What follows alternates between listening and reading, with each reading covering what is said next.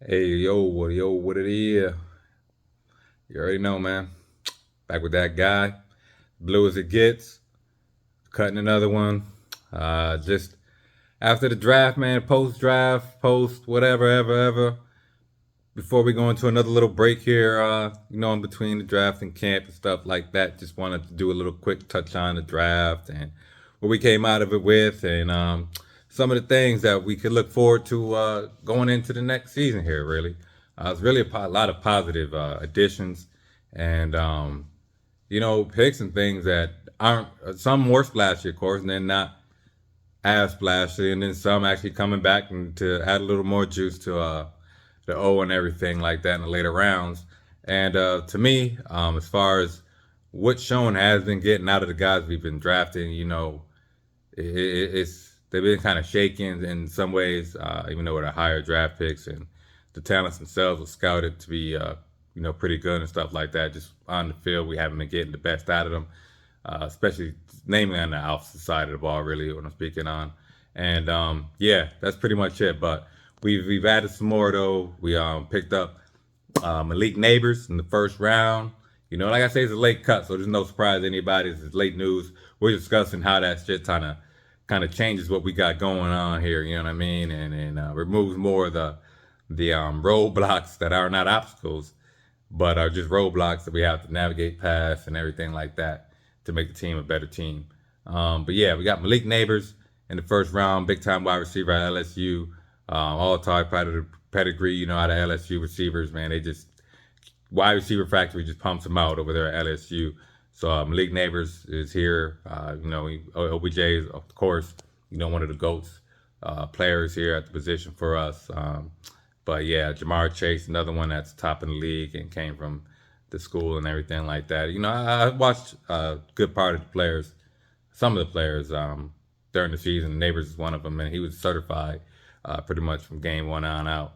A real certified guy. So he should add just a lot to the whole mix, man. Like I'm really excited to see where that goes and the benefits that the offense has and how they utilize him and shit like that. See if we can, even though Saquon is gone, he's an exciting player and everything like that. While here, he was running back, so you didn't get to see, spectacular passing game like that. If that's what you're into too. But yeah, I'm saying that should be the thing that we're leaning towards now. It shouldn't be a run heavy offense from us. It should be namely more balanced, definitely, and then probably leaning back towards the runish by committee with us. I'm a guess. We have to see these players play. For me, here, see them in camp, see them in preseason, and get a real feel on how they're gelling and how the team is lined up and health wise and everything like that. So I don't get too much into that at this point, really. But doing that, and then we're going on to the second round here.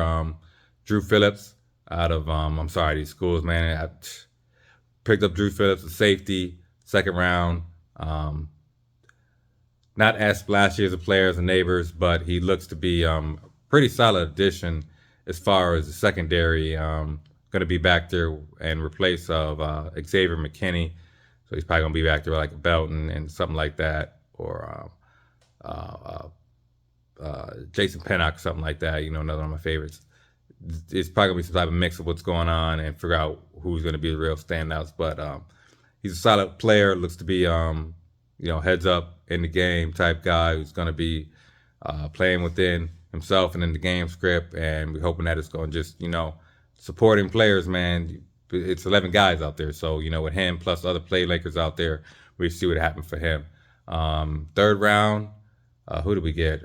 Shit, man. We picked up a cornerback. We picked up a tight end. The tight end is the one that's really Theo Johnson. See, I remember some names, all of them. So Theo Johnson was the one that really, I believe, he was a third, fourth pick. Really came together for me as a pick that's going to probably benefit the offense in the most immediate terms, along with Neighbors. You know what I'm saying? So we got Neighbors out there, and we got Theo Johnson, who's going to be a rookie and probably being a new look out there for us. He has big dude, man, like 6'5", hefty dude, 250, 260 something, real tight end size, and with some pretty good movement from what they showed of his clips and his highlights during the draft. He's not one of the guys I got to watch during the CFB season, so I can't speak too in depth about him. but he looks like he's going to be promising. So another guy I'm looking forward to in camp and to see really put things together and how the QB situation pans out, whether it's Daniel or it's Drew Lock, who are the front runners probably. Just seeing how how the game goes, man. You know, we you think they have articles and stuff like that. That's one I read from the Athletic. The winners and losers, not speaking on the Athletic article itself, but just the whole winners and losers aspect of it. Daniel is probably a big time winner in this all situation, but the team in general, I feel like really came up at some key spots, especially offensively with the wide receiver and again Theo Johnson, the tight end, to really try to burst through after losing Barkley. The offense probably lost a lot of juice coming in that we would normally have, but now we're gonna have to try to find new ways to reinvigorate the offense and to keep it as something that's going to actually be something of a threat out there when we're playing against these teams and not just looking at one player and isolating one play call or one scheme or anything like that and just buckling down on it and we can't find ourselves doing anything else. That's what it shouldn't be, with the talent that we have now. Neighbors, Darius Slayton hopefully will be back here, Jalen Hyatt, Wan'Dale Robinson, Isaiah Hodgins, Theo Johnson, Dane Bellinger. This is just too many targets out there for a quarterback to be back there and not find somebody who's either open, can be open if you threw the ball, or is going to make a tough catch. You feel me? And then as far as offensive line, we made new additions there with Bredesen and some free agents.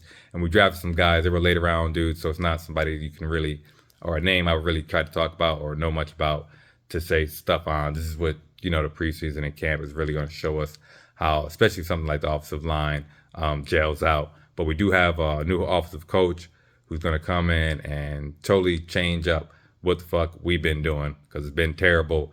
And whether it's Drew Lock back there or Daniel Jones back there, if the line is trash, the line is going to be trash. But as far as the QB playing what it can provide to alleviate some of that, and to get more out of the offense is going to be the bigger play. We mentioned some names like Michael Penix Jr., who I was pretty high on as far as the names are available 1 through 5. He was ahead of somebody like J.J. McCarthy for me, who these are quarterbacks. The quarterbacks I know I got to watch during the CFB season. So Michael Penix was pretty much one of the best downfield throwers of the ball pretty much through all the games I watched of him. A good 8-10 games I actually got to watch this guy. Well, 6, 8, 9-ish, 10 games I got to watch this guy, you know what I mean? Pretty much a winner. He went to the Falcons. He should add a little something out there, man, for real. Because they got playmakers as far as like Michael Pitts and Drake London that they've added over the few seasons that just haven't been getting much from like a Desmond Ridder and shit like that. Which comes back to somebody like Drake May, who went to the Patriots. They was talk about us trading with them, man. That shit wasn't happening for me. Namely because we don't have the assets to give it up anyhow. Even no matter if it was the New England there or the Chargers there instead, or Washington there at 3 instead, or trading with Washington. But you see what I mean here. No matter who was really there that was ahead of us at 3 instead of us, wasn't somebody I was trying to trade with all these assets that we really don't have when we're in this phase of trying to jumpstart the offensive side of the ball and shit like that, and be on the watch for possible changes at the quarterback position. But, we didn't take somebody like Michael Penix, and we didn't take J.J. McCarthy, which is surprising for me because for me, myself, he was very much what Daniel's makeup is at the QB position now. He played very well what he was doing and what he was asked of in Michigan.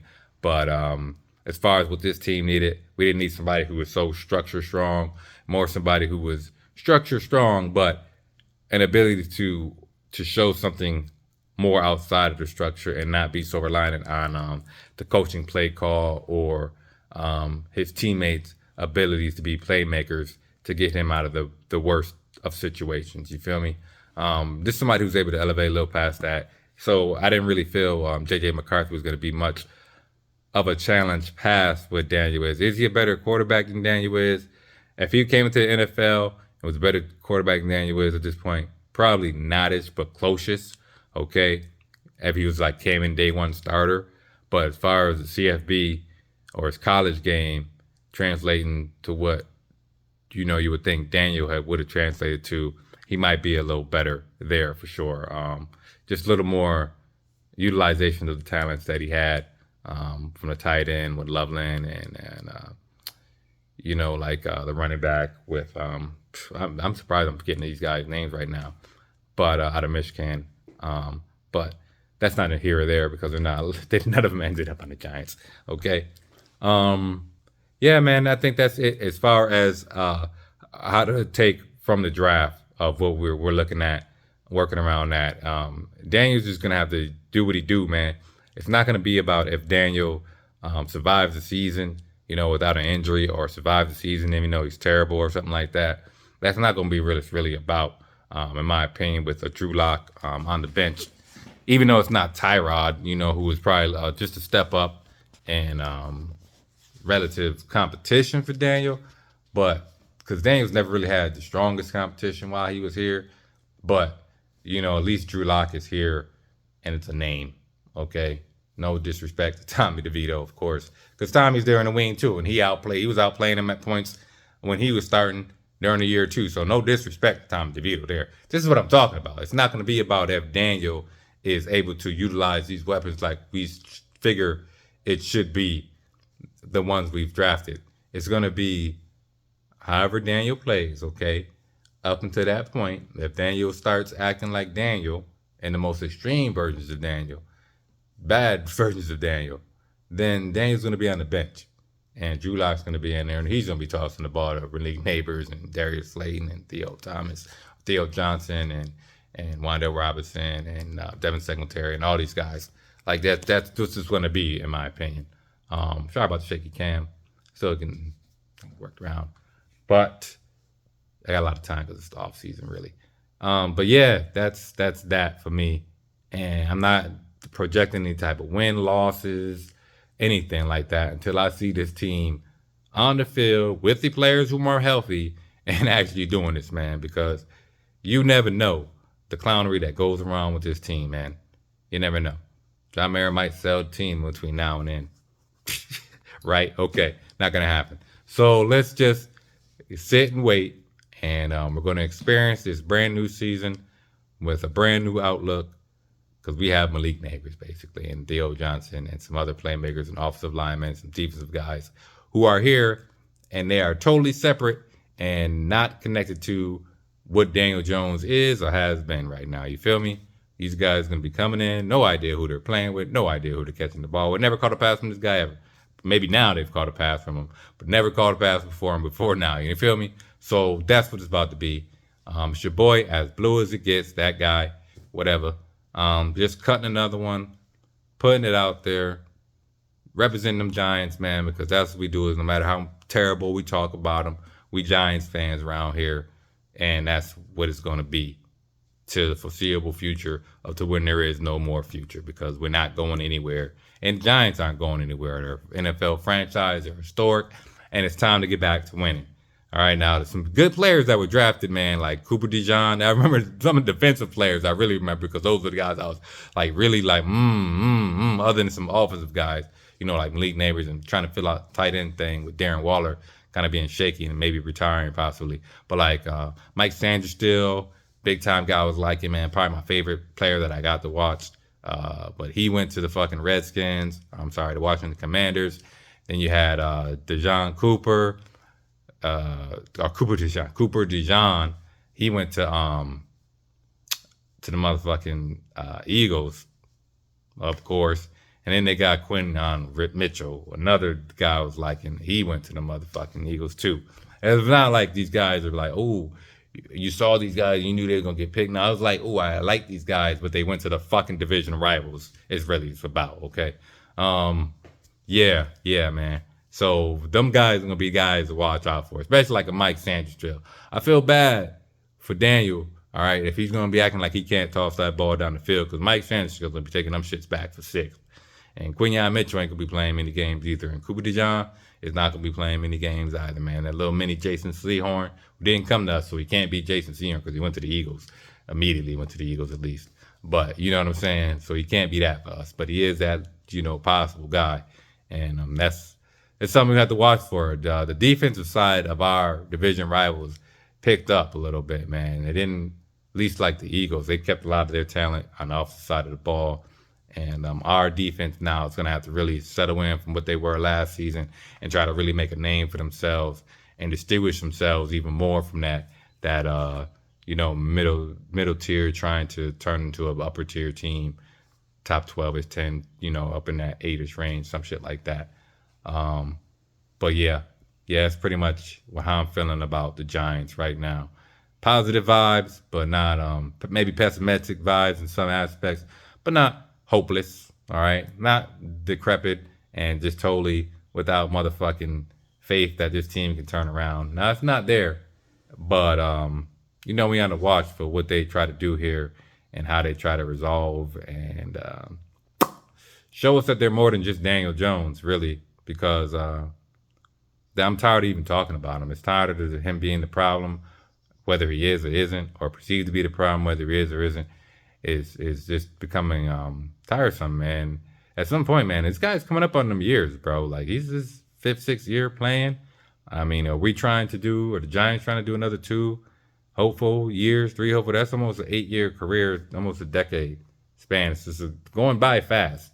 So as you see, there's not much time left for the Giants to get it right with Daniel Jones. Or this iteration of the Giants. We'll say it like that because it's not all on Daniel. His support players and all that shit got to step up too. So this Giants team needs to start really doing something because the quarterback that we drafted is starting to reach, some time on the clock and shit like that. Boom, what it is. That guy, as blue as it gets, cutting a quick one, send it out to the people that watch. Much love to those that watch. Like, whatever, subscribe, whatever. I'd say share, but these are so raw, rough cut like this that sharing is, when I start doing more serious formatted stuff, then I'll be like, yo, like and subscribe, should share and shit like that because I put some serious work into this shit. Yeah. All right, yo. Peace. It is what it is. You already know. Oh, yeah, Saquon, man, getting aired out that 76ers game.